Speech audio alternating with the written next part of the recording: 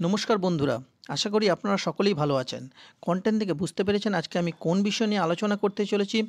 একটি সংবাদ মাধ্যমে প্রকাশিত খবর অনুসারে যেটা জানা যাচ্ছে যে মার্চের প্রথমে ভোট ঘোষণা হবে, অর্থাৎ মার্চের প্রথমের দিকে ভোটের নির্ঘণ্ট ঘোষিত হবে। জানুয়ারিতে রাজ্যে কমিশনের ফুল বেঞ্চ আসবে। এবার চলুন প্রতিবেদনের ভেতরে কি লেখা আছে বা প্রতিবেদনে থেকে কি জানা যাচ্ছে। আগামী মার্চের প্রথম সপ্তাহে লোকসভা ভোটের নির্ঘণ্ট ঘোষণা করতে চলেছে জাতীয় নির্বাচন কমিশন। প্রশাসনের এক নির্ভরযোগ্য সূত্র বিষয়টি নিশ্চিত করেছে। জানা গিয়েছে, মার্চে ঘোষণার পর ভোট পর্ব চলবে এপ্রিল মাস জুড়ে। মে মাসে হবে গণনা। এই সূত্রটি আরও জানিয়েছে, গতবার অর্থাৎ 2019-এর মতো এবারও পশ্চিমবঙ্গে 8 দফায় ভোট করাতে আগ্রহী নির্বাচন কমিশন।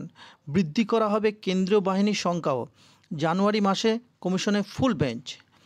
এছাড়া আরও কি জানা যাচ্ছে সেই বিষয়টা নিয়ে আমি একটু আসি। সেটা হচ্ছে 2019 সালের লোকসভা ভোটের নির্ঘণ্ট ঘোষিত হয়েছিল 10ই মার্চ। তাই 24-এর নির্বাচন সংক্রান্ত প্রস্তুতি ইতিমধ্যে জোর কদমে শুরু করে দিয়েছে কমিশন।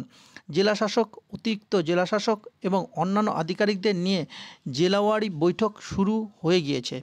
এই পর্বের প্রক্রিয়া রাজ্যের ঠিক কত সংখ্যক ভোটকর্মী রয়েছে তা জানতে চেয়েছে কমিশন। প্রশাসনিক সূত্রে জানা গিয়েছে, এই কাজ ইতিমধ্যেই শুরু করে দিয়েছে নবান্ন। কমিশন সূত্রে জানা গিয়েছে, ইলেকট্রিক ভোটিং মেশিন অর্থাৎ ইভিএম বাছাই সংক্রান্ত প্রথম পর্বের প্রশিক্ষণ শেষ হয়ে গিয়েছে। এই আবর্তেই জানুয়ারি মাসে নির্বাচন কমিশনার রাজীব কুমারের নেতৃত্বে ফুল বেঞ্চ আসার কথা রাজ্যে। তবে ফুল বেঞ্চ চূড়ান্ত ভোটের তালিকা প্রকাশের আগে আসবে নাকি প্রকাশের সঙ্গে সঙ্গে তা এখনও চূড়ান্ত হয়নি।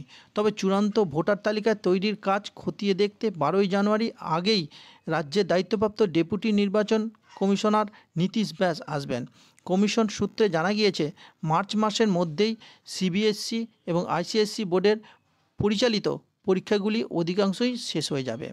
অর্থাৎ এখান থেকে যেটা বোঝা যাচ্ছে যে মার্চ মাসে ভোটের নির্ঘণ্ট অর্থাৎ লোকসভা ভোটের নির্ঘণ্ট ঘোষিত হবে এবং এপ্রিল মাসে প্রথম থেকেই সম্ভবত ভোট পর্ব শুরু হয়ে যাবে, অর্থাৎ ভোট হবে এবং 8 দফায় ভোট হওয়ার সম্ভাবনা আছে।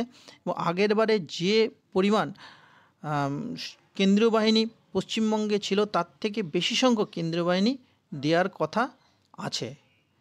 যাই হোক, লোকসভা ভোট সম্পর্কে আপনারা বুঝতে পারলেন। সকলে ভালো থাকবেন, সুস্থ থাকবেন।